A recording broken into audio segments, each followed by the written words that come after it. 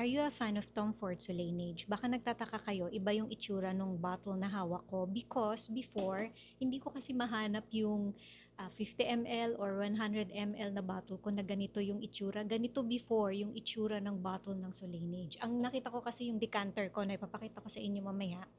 At one point, nawala yon.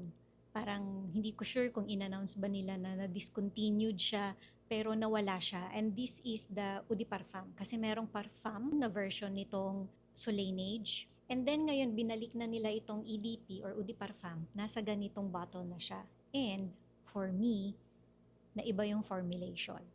I was lucky na meron pa akong 250 ml nung lumang formulation. Ganito yung itsura ng decanter, guys. And pagka binili mo yon, meron kayong makukuhang maliit na lalagyan na ganito. Dito mo ita-transfer yung perfume para magamit mo siya. Maganda siya, magnetized siya. Spray ko lang yung old na formulation compared dun sa bagong formulation. Naamoy ko naman yung bagong formulation, kaya binili ko siya. And eto, naamoy ko kagad pagka-spray dito sa may tissue. Meron siyang parang smokiness, powderiness, ang fresh din niya, and may pagka-citrus. Ang ganda ng timpla nitong Solange. Gusto ko siya for summertime, pang everyday errands, kasi hindi siya yung parang formal na klase ng perfume. And yung pagka-powderiness niya, parang sweet baby powder almost. What I could remember dito sa may old formulation nitong Solange na Eau de Parfum is pagka mas tumagal pa siya sa skin ko, yung citrus na note niya is parang mas magiging amoy kalamansi pa. Ganun lang siya kasimple. Powdery, sweet baby powder. Lalo na ang tagal na nung bottle ko, so medyo mas gumanda pa siya.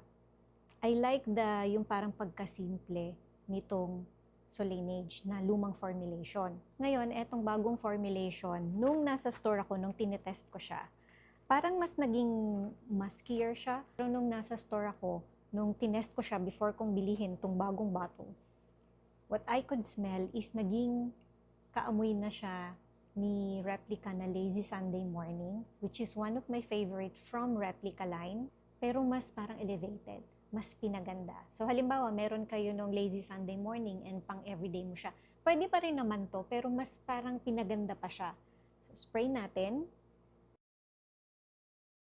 Dito ang una mong maaamoy sa may bagong formulation, amoy kagad yung citrus and then yung blend nung parang sweet powderiness niya, which is meron din naman dun sa luma. Pero yung luma kasi, ang una mong maaamoy talaga is yung sweet, almost creamy na baby powder.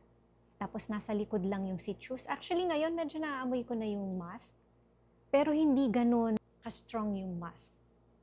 Hindi ko ma-pinpoint kung bakit para sa akin, mas naging elegant pa. Parang sabihin na nating pang basic everyday yung lumang formulation and then yung bagong formulation, yung medyo gusto mo pa rin ng simple, musky, citrusy, sweet, powdery na perfume pero mas pang office na siya. Kasi parang pang errands yung luma. Tom Ford to guys ha. I'm just trying to to compare. Pero syempre wala na kasi yung lumang formulation eh. Ganito na siya. So, etong bagong formulation na yung mabibili ninyo.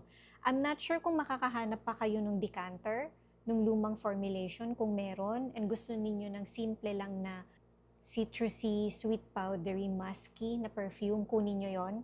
Eto, simple pa rin naman, pero mas well-blended siya. Mas pinaganda siya. Usually, companies naman, pagka nagpapalit sila, nagtatanggal sila ng notes or iniiba nila, probably na ban or binawal na or siguro naging super expensive na yung notes. So may mga reason naman, hindi naman sila basta nagpapalit ng formulation dahil gusto lang nila. Nakakalimutan kong sabihin na both old formulation or yung old na bottle and yung new na bottle, parehas silang meron ng parang tabako na note. Pero hindi siya pangit guys eh. Ang fresh niya pa din kahit na meron siya nung parang hindi siya tabako na smoky eh. Yung parang dahon ng tabako. Yun yung parang naaamoy ko sa kanya or sa kanilang dalawa na parehas naman na nandun. Kaya nga sabi ko, kung hindi naman maselan yung ilong mo, hindi mo iisipin na nag-iba yung amoy niya. Para sa akin, mas naging muskier or too musky etong nasa bagong bottle. Kaya nasasabi ko na bagong formulation siya. Hindi ko masyadong nagustuhan yung perfume na version because para sa akin kasi okay na ako dun sa lumang Eau de Parfum. Ngayon curious na akong amuyin ulit yung perfume na version kasi hindi ko na siya naamoy nung binili ko tong bagong bottle or yung para sa akin reformulated kasi siya guys eh. Kung hindi maselan yung ilong mo, you would think parehas lang ng timpla, pero mas naging muskier tong bago.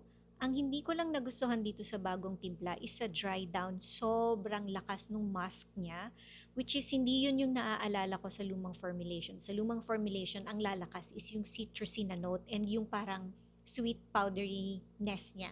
Yung musk na note, toned down lang.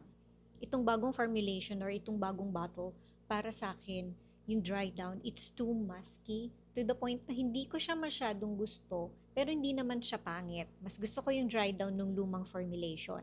So, pag dumating sa point na yon na hindi ko na siya gusto kasi nga masyado na siyang musky, what I could do is magre-respray na lang ulit ako. Or because meron ako ng lumang formulation, spray ko na lang yung lumang formulation on top para lang mabawasan or matakpan yung muskiness nitong bagong formulation. Maganda siya guys, kung mahilig kayo sa may pagka-powdery, citrusy, musky, for everyday, simple, easy reach, hindi kayo manghihinayang, di ba? Lagi ko naman sinasabi sa inyo, hindi ninyo kailangang mag-collect ng super daming perfume. Siyempre, option nyo yan kasi pera nyo naman yan. Pero para sa mga nanonood sa akin na talagang nag-iipon lang para magkaroon ng few bottles, i-check out ninyo to kasi ang simple lang niya for everyday, hindi kayo makaka-offend. Lalo na sa mga nag-o-office, mga mommies, mga ayaw ng super malakas na perfume. Although malakas siya, pero hindi offensive yung amoy niya. So ayan na guys, para sa akin this is my quick review nitong bagong bottle ng naiinis ako kasi kumakapit yung fingerprints ko nitong bagong bottle ng Tom Ford Soleil. Mabango siya guys. Isa to sa favorite ko from this line. Daan kayo sa Tom Ford guys. I know mahal tong brand na to pero hindi kayo magkakamali. Hindi kayo manghihinayang dito sa perfume na to. And isa to sa brand na para sa akin hindi masyadong pinag-uusapan dito sa Pilipinas because sobrang mahal niya. Pero para sa akin worth it naman itong mga perfumes ng Tom Ford. Meron ba kayo ng lumang formulation? Nagustuhan nyo ba siya? Mag-comment nga kayo below. Thank you for watching and see you again on my next video. Bye!